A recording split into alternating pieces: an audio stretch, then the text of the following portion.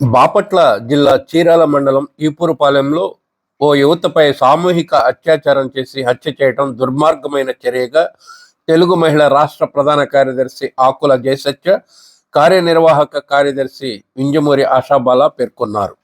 ఈ మేరకు ఆదివారం మధ్యాహ్నం మంగళగిరి నియోజకవర్గ టీడీపీ కార్యాలయం డాక్టర్ ఎంఎస్ఎస్ భవన్లో తెలుగు మహిళా నేతలు మీడియా సమావేశంలో మాట్లాడారు.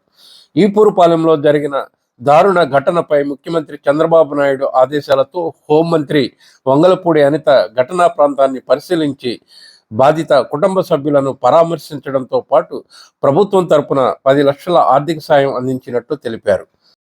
సంఘటనను పరిశీలించి అక్కడ ఏం జరిగిందని చుట్టుపక్కల వాళ్ళందరినీ కూడా ఎంక్వైరీ చేసి వెంటనే 48 గంటల్లో ఏ సమస్య వచ్చినా కూడా పరిష్కరిస్తాను అని చెప్పినటువంటి హోంమంత్రి గారు ఈరోజు 36 గంటల్లోనే నిందితుడు ఎవరైతే బహిర్భూమికి వెళ్ళినటువంటి 21 సంవత్సరాల ఒక సామాన్య కుటుంబంలో పెరిగినటువంటి మహిళని అన్యాయంగా వాళ్ళు అత్యాచారం చేసి తనని చంపినటువంటి దుర్ఘటనలో ఆ కేసులో ఎవరైతే నిందితులుగా ఉన్నారో ముగ్గురిని పట్టుకొని విచారణ చేయటం, దాని సందర్భంగా ఈరోజు ఒకటే చెప్పదలుచుకున్నాం. చంద్రబాబు నాయుడు గారు పేద మహిళ మనందరికీ కూడా అండగా ఉంటూ ఈరోజు అసెంబ్లీ సాక్షిగా కూడా వెంటనే హోమ్ మినిస్టర్ గారిని పంపించి ఈ దుర్ఘటనని వెంటనే ఛేదించి ఆ నిందితుల్ని అరెస్ట్ చేసే విధంగా, అలాగే ఆ కుటుంబానికి కూడా 10 లక్షల రూపాయలు సహాయం చేసి హోమ్ మినిస్టర్ అనిత గారు కూడా వెళ్ళటం చంద్రబాబు నాయుడు గారి యొక్క ఔన్నత్యాన్ని చాటి చెప్తా ఉంది. ఈరోజు కూడా ఇటువంటివి రాష్ట్రంలో జరగటం మాత్రం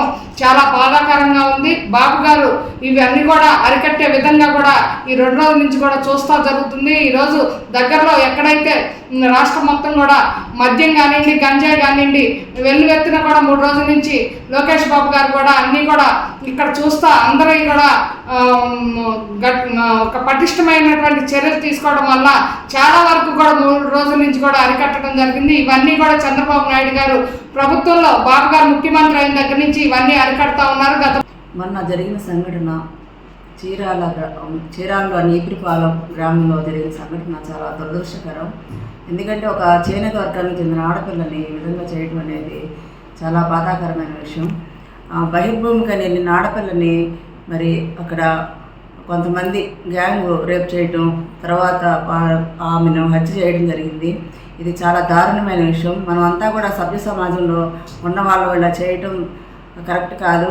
మరి అదేవిధంగా ఈ సంఘటన జరిగిన వెంటనే మరి మన ముఖ్యమంత్రి నారా చంద్రబాబు నాయుడు గారి ఆదేశాల మేరకు ఎమ్మటే యాక్షన్ తీసుకోవడం జరిగింది.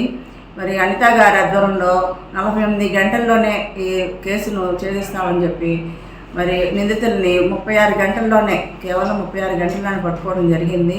ఇదంతా కూడా చూస్తుంటే మనం మహిళలందరం కూడా చాలా అభినందించవలసిన విషయం. ఎందుకంటే మహిళలకు అనేక రకంగా మరి ఎక్కడ చూసినా కూడా అరాచకాలు మరి ఇలాంటి అఘాయిత్యాలు జరుగుతున్నాయి. మరి మహిళలందరూ కూడా ప్రశాంతంగా ఉండవలసిన రోజు మరి వచ్చిందని ఈ సందర్భంగా శుభసూచకంగా మనం చెప్పవచ్చు. ఎందుకంటే నారా చంద్రబాబు నాయుడు గారు ఎవరినైనా సరే ఇలాంటి విషయాల్లో ఎక్కడా కూడా మరి రికమెండేషన్లు లాంటివి కూడా ఉపయోగించరు. ఏ పార్టీ వాళ్ళైనా సరే అది పట్టించుకోరు.